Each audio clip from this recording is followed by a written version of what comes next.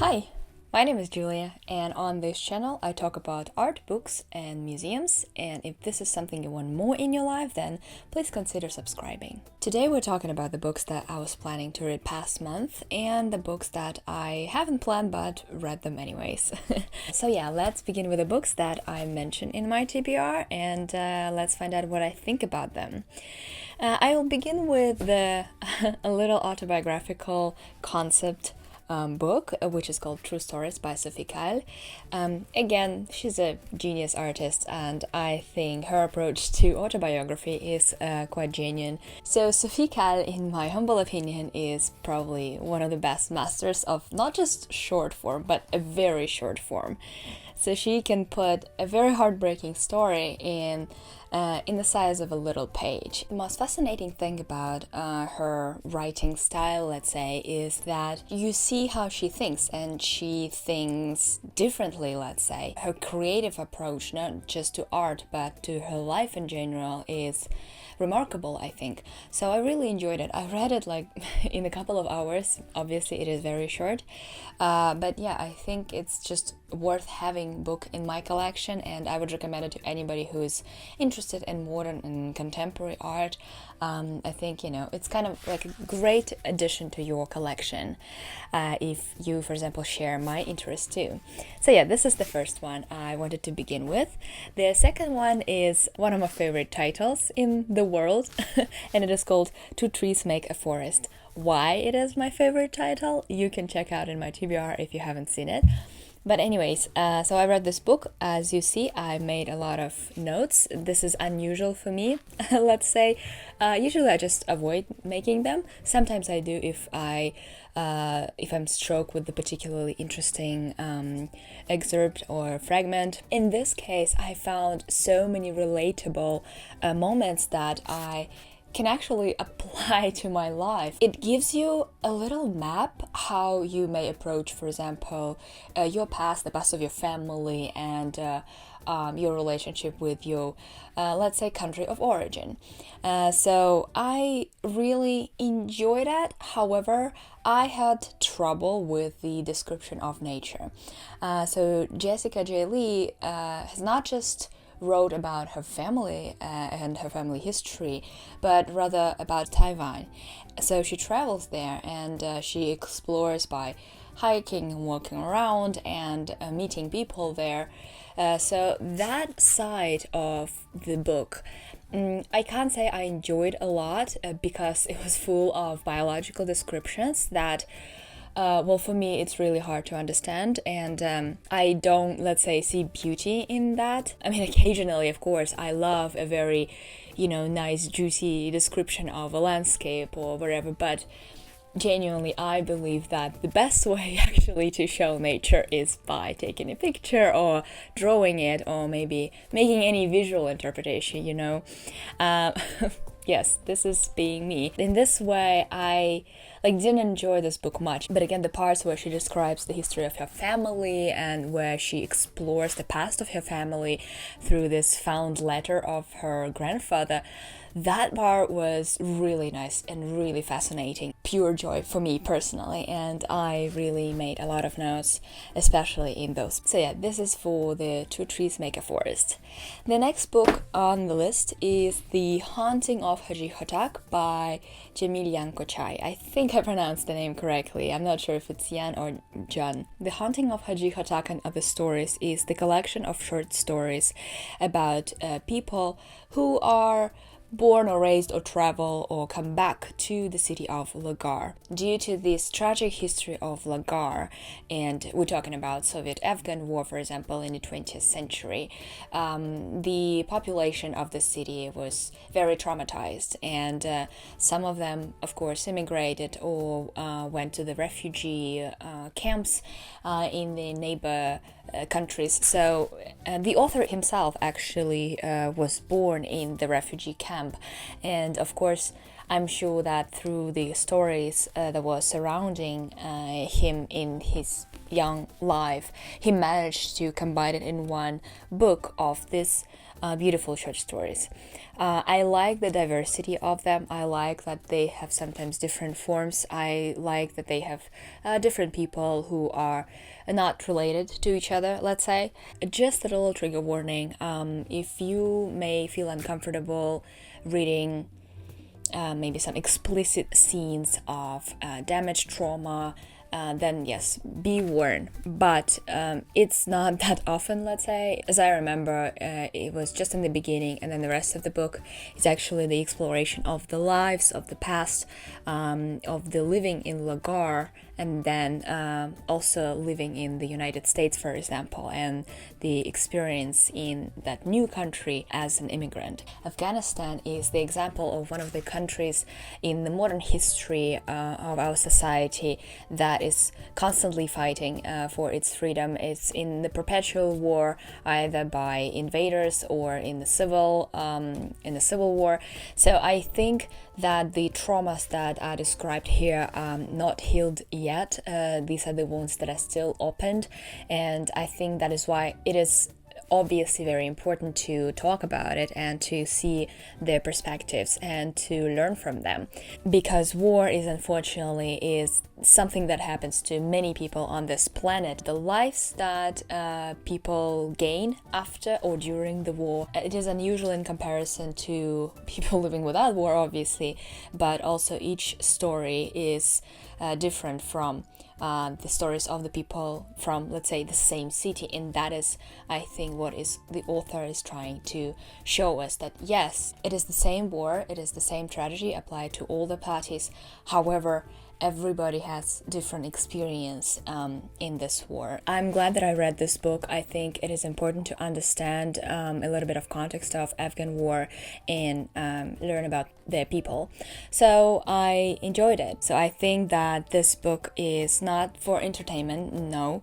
It is more an educational experience, let's say. It is the book that may open you to experience of people from another country. If you think that this is something that might interest you, you should go for it. It is well written, well edited, but yes, again, it is very difficult subject to discuss, and it might be quite difficult to read. So yeah, be prepared. The next book is another example of how to approach the history of your family, and that is called Ancestor Trouble by Maud Newton.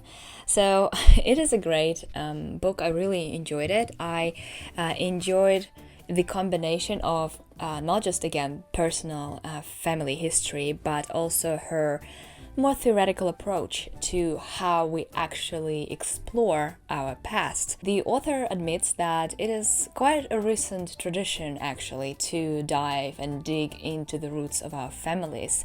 A lot of the past, of course, is just erased because some people, or let's say the majority of people, who never document it. Maud Newton, in her personal endeavor to find out the past of her family, explores different modern ways how people now explore the past of their families. Some of them is web application or websites that suggest you to put the information about your family and known relatives onto this website, and then this website might suggest you maybe how you're related to Marilyn Monroe or George Washington or whatever. Some websites basically collect this data and maybe suggest you some relatives of any kin, and you can actually meet them and, I don't know, talk to them. Another way of people exploring their past is DNA test. This method I find particularly fascinating. I'm not sure how it works because this, let's say, notions or nationalistic ideas such as who's Korean, who's Irish, who's, I don't know, English or whatever, it's I'm not sure if we can define these nationalities like with 100% accuracy. Nevertheless, this business or this kind of businesses exist and they flourish, and I'm sure that researchers working on expanding on it. So it will be actually interesting maybe someday being able to take this test and to see what is your DNA and what it says about you. It is important for some who are, for example, have no known relatives, for example, no parents, no grandparents, and maybe for them DNA test might bring information about possible diseases that they might have. Another chapter or another part that I particularly enjoyed reading was about like this personal heirlooms and some object that we cherish and that we actually gain or get from our ancestors, from our, I don't know, grandparents, aunts, grandaunts, and etc. I particularly enjoyed this topic because I remember when I was studying heritage conservation for my master, we had this sort of conversation with our professors when we were trying to define heritage and what it is. We were obviously talking about, for example, some sort of monument or sculpture, right, that is standing in the city center. And so we count it as a heritage of the whole community, of the whole nation, let's say, city or whatever. But if we're talking about, let's say, a dress, a wedding dress that you got from your mother that she wore and in her turn got it from her mother. So this would be considered also heritage, but very personal heritage, and we have a separate word for that, obviously. Anyways, I think these little objects that belong to your family, let's say, might actually have a story to them, and how these objects were gained, how they were passed, how they were used. So yeah, that was my favorite part of the book, and in general, I think it's a great work. I would recommend you again if you're interested in the subject of family and the history of your family. Maybe you're trying to find ways how to make a research, or maybe you need an inspiration to begin this research. So then please pick up this book, and it might actually very much help you. The next book I read during this month is The Master and Margarita. However, I'm not going to talk about this a lot because I have a separate video about it. It was a really nice deep dive into the history of this novel, how it was written, in which historical context, and so yeah, I guess I'm not going to say much about this book, but the only thing that I haven't mentioned in my specially dedicated video is that I think this book is more relatable now than it was when it was published. The thing is that Bulgakov finished to write it in 1940, and then shortly after that he died. Unfortunately, it wasn't immediately published after it was written, and it was published only in 20 years after that, so somewhere in 1960s. Of course, people of 1960s in the Soviet Union, after de-Stalinization already, couldn't actually fathom what is going on in the book. They couldn't actually understand the atmosphere that Bulgakov was trying to depict. That is why I think in current situation it is easier to understand this book than it was when it was published. So yeah, that is just a little note, and I think again it is must read for those who is interested in classical literature in general, but also in history of Soviet Union, Russia, and the literary works. The next one is, oh my god, I think it is going to be one of my favorite books this year, and maybe in general, one of my favorite books. So this is Unearthly Briefly Gorgeous by Ocean Vuong. So this is a true poetry in prose. Again, Ocean Vuong is first of all a poet, and only then we can consider him as a prose writer. However, I think he's done a great job with this book. I actually didn't know what it is about. I only knew about Ocean Vuong, let's say, and I knew this beautiful title. But apparently it is a memoir. It's an autobiographical work of his life, his experience as a child, but also as a young adult. And oh my god, it is heartbreaking. There are so many moments where I was on the verge of crying, but I couldn't cry, because when you know that these stories actually happen or might happen, then you kind of petrified. So in some moments you feel like you're shivering like a little leaf on the tree, and then the next moment you're petrified and your skin is kind of like a stone. And oh my god, his language is so beautiful. I'm really glad that I combined the printed copy of this book with the audiobook. I knew that audiobook is recorded with Ocean Vuong's voice, and because I already heard him speaking, and his voice is very poetic, and I enjoyed it very much. That's why when I combined it with the text, it was first of all easier for me, and secondly, it just strengthened my experience with this book, and I enjoyed it very, very much. However, when I opened Audible, so I listened to this book on Audible, and when I opened it after finishing it, I went to the reviews of the book, and I was surprised that so many people didn't actually enjoy it. They thought that his voice was pretentious, that it was very boring, or like they were falling asleep or something like that. I was so surprised that some people might not enjoy the story, and I started to think that, yes, I mean, I usually accept everybody's opinion. You can think about any artwork, any literary work, whatever you want, but in this case, I thought that something wrong with those people. I'm sorry, I'm really sorry, but this is a masterpiece, and I think everybody should at least try to read it. I mean, of course, if it doesn't work for you, it doesn't work for you, but I think we should just be careful and approach this work as a poetry and see how mundane, boring, maybe sometimes filthy things can be described in a very elegant way. So yeah, this is it. Ocean Vuong, One Love. The next book I'm going to talk about, actually I don't have in a physical copy, and I've listened an audiobook because there was a day this month that I decided we finally need to clean up our apartments. It was a disaster, so I decided to undertake that task, and I decided why not just put some audiobook in my ears. And this book is called How Not to Die by Michael Greger and Jean Stone.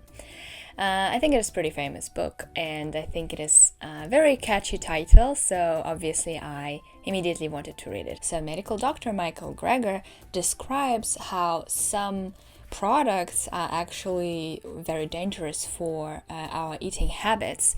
And I mean, it is true, we know about that. We should avoid meat, especially red meat, but even white meat, and we also need to avoid oil, salt, sugar, everything. To be completely honest, in the very beginning of this audiobook, I was feeling a little bit anxious because, of course, I eat everything, and when you come to realization whatever you eat might actually shorten your life, you start to feel anxious. But indeed, this book actually inspired me to eat more fiber, more whole food, and I think that might indeed help me in a long term. Yes, I will try, of course, shorten my consumption of meat, for example, and dairy products. Sometimes think actually, why do we drink milk? Like, why do we drink somebody else's milk that was designed for somebody's babies?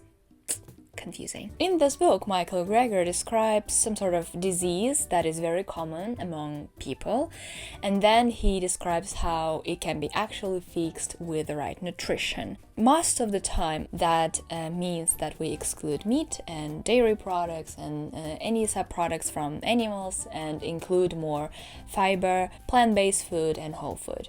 So that is his, let's say, very, very basic philosophy. But please don't quote me on that, and you better just read the book and make your own conclusions. Again, it is very simple in structure. He also has some recommendation on, let's say, recipes or how we can incorporate more plant-based food in our diet.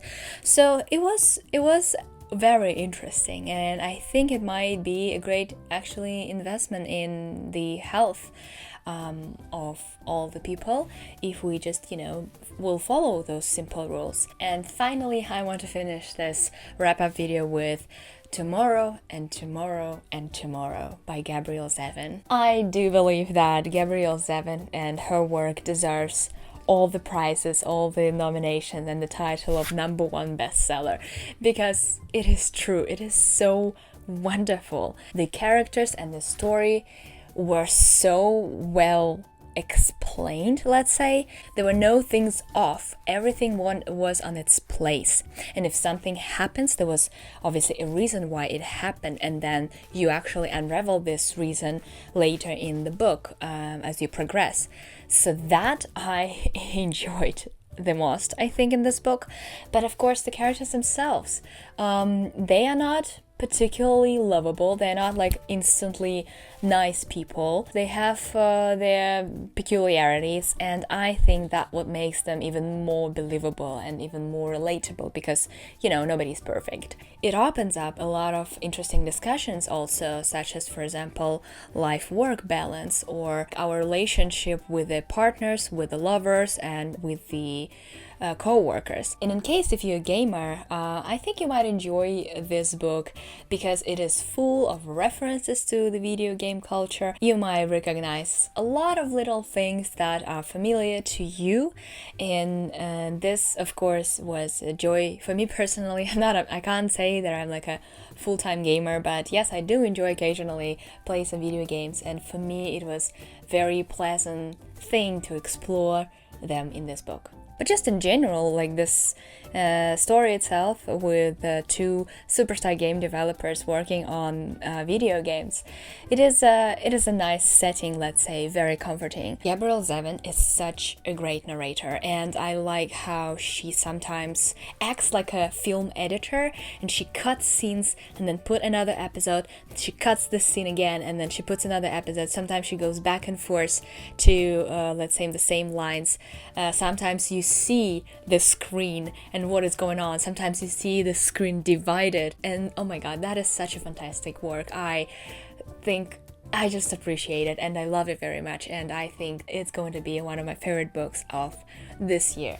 So yeah, it was, as you can see, a really great reading month, and yeah, I'm really can't wait to explore books of the next month. Thank you very much for being here, and I'll see you very, very soon in the next video, right? Bye!